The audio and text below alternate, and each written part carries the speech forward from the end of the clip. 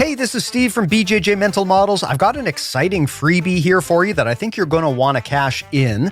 It's from Jake O'Driscoll. Now, if you're not familiar with Jake O'Driscoll, he's the Jiu-Jitsu coach for two-time ADCC world champion Adele Fornerino, and he's the head instructor at Essence BJJ in Perth, Australia. He's also an outstanding competitor in his own right. Jake has been ripping up the competition scene with a straight ankle lock variant that he's been working on. It's a really cool tool that plays nicely alongside the Woj lock, Aoki lock, shotgun ankle lock, and other modern ankle lock variations. It attacks the ankle, shin, and knee, which makes it pretty effective against even the toughest grapplers. Normally, coaches like to keep this stuff secret until they've released some sort of official instructional, but Jake has shared this info with the BJJ Mental Models premium community, and he'd like me to extend that to every regular BJJ Mental Models listener as well. This is a brief mini course filmed as a prototype for potentially more refined instructional material later. It's super cool to be able to see this stuff early in its usage before it becomes mainstream. There's absolutely zero catch here. It's completely free, and you can grab it at bjjmentalmodels.com/Jake. Again, it's completely free, and you can get it at bjjmentalmodels.com/Jake. So grab that now before we close this off. Thanks a lot and enjoy the show. Hey, welcome to BJJ Mental Models. I'm Steve Kwan. BJJ Mental Models is your guide to a conceptual and intelligent jiu-jitsu approach, and I am going to use this mini episode to talk about a concept called the last mile problem. I have discussed this recently on a few episodes of our podcast and a course in our premium series, and one of our subscribers asked me to expand upon that in a mini episode. So the last mile problem is the tendency to fail at the last mile of a journey when it looked like everything was going well. This can manifest in a few ways. Think of the old fable of the tortoise and the hare.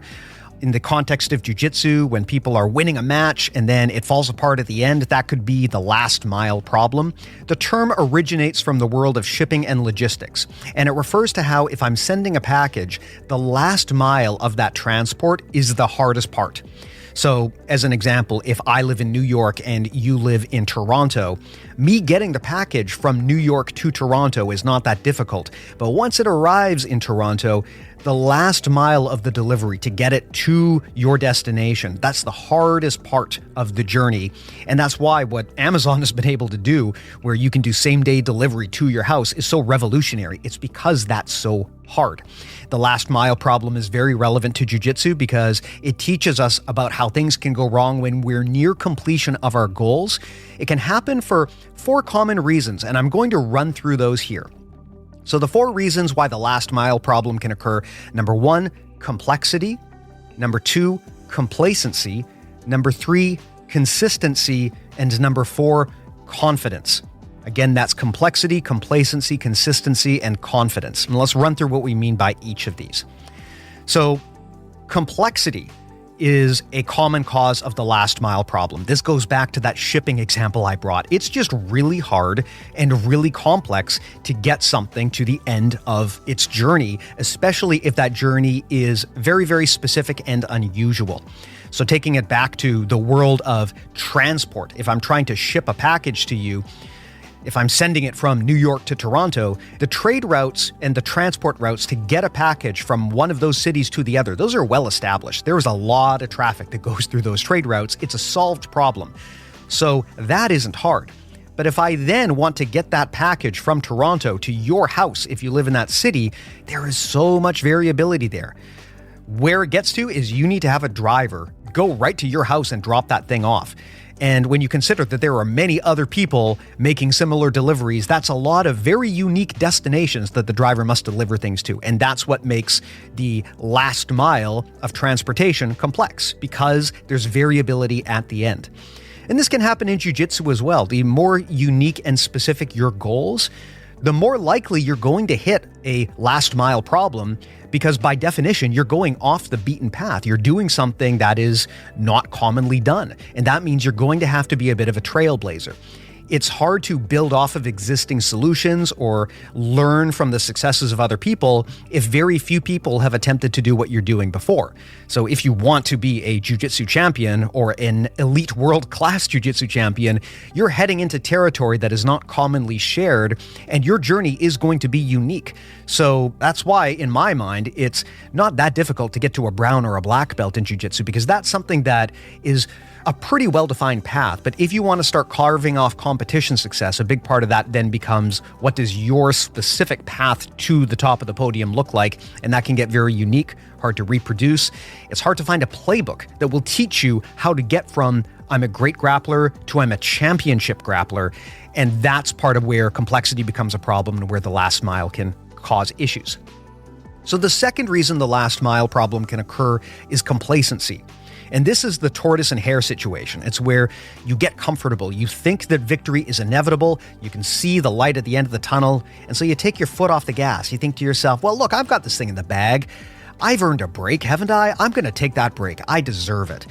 And hey, statistically speaking, you might be right. Maybe there is a really good chance that you're going to win this thing. But we see a lot of people who take their foot off the gas at the last mile, and then they wind up snatching defeat from the jaws of victory. I did an interview with a professional card gamer, Wesley Seek, who goes by the handle Lambie Series, and he had this thesis that luck is something that you can create. And he talked about how, like, look, if you are at the losing end of a match, there's two ways that you can look at this. You can say, hey, I'm down on points. I'm in a bad position. Maybe I've got a 90% chance of losing. If you look at it that way, you might be inclined to give up. But if you flip that around, you could also think to yourself, hey, I've got a 10% chance of winning. Are those amazing odds? No, but 10% is pretty good, right? I mean, if I told you you had a 10% chance of becoming a jiu-jitsu world champion, you would probably think those are higher odds than you would expect. So rather than giving up when you're in a bad situation, if you turn up the grit and you turn up the desire to win, that can be enough to sometimes reclaim your victory, even if you were losing badly, especially if the other person gets complacent. So complacency is a natural problem that comes up in really any competitive endeavor, and jiu-jitsu competition is no exception there. The solution here is to really be strategic when you're ahead in a match. You're going to have to decide, is being conservative and trying to hold my gains the best strategy, or should I try to close this out and finish it? Because if you close out and you finish the match, then you win, right? But as long as your opponent is still in the fight, even if you're up on points and you're in a better position, it's still possible that they could win. And so you have to decide, is it worth trying to finish this thing in order to close out any possibility of my opponent winning? Or is it better to play conservatively, maybe a bit complacently, and try to get to the end of the clock and just take this on points, right? There's a risk to doing that because although statistically speaking it can run in your favor, you are also leaving the door open for your opponent to come back. So that's just a decision that you have to make. The third reason that the last mile problem can occur is consistency. For many different types of journeys, your success is not linear or easily measurable. And if you're not seeing the kinds of results that you want to see on a regular, measurable basis, it can get easy to give up because it feels like you're not achieving anything. So oftentimes when people quit, they might have been almost at the achievement of their goals, but they didn't see that. And so they abandoned those goals because they didn't think they were ever going to get there, but they might have been super close. An example that I like to talk about is Adam Wardzinski, who lost worlds over a 10-year period and finally won. It took him 10 years to achieve his goal. 2015, 2016, 2017, 2018, 2019, he lost. 2020, there was no worlds. 2021, 2022, 2023, he loses again. And then in 2024, he wins worlds, 4 fights, 4 submissions. And I mean, that was a huge defining moment for him. And if you were to just look at his results, you would not see this linear achievement path. It really looks like he was struggling for a long time and then everything clicked together. That's kind of the nature of how compound gains work. Sometimes you don't see big gains over time, but if you keep at it, eventually you cross this threshold where you start getting critical mass and momentum, and then everything becomes easier. So if you've ever heard people jokingly say something like, I'm a 14-year overnight success, this is what they're talking about.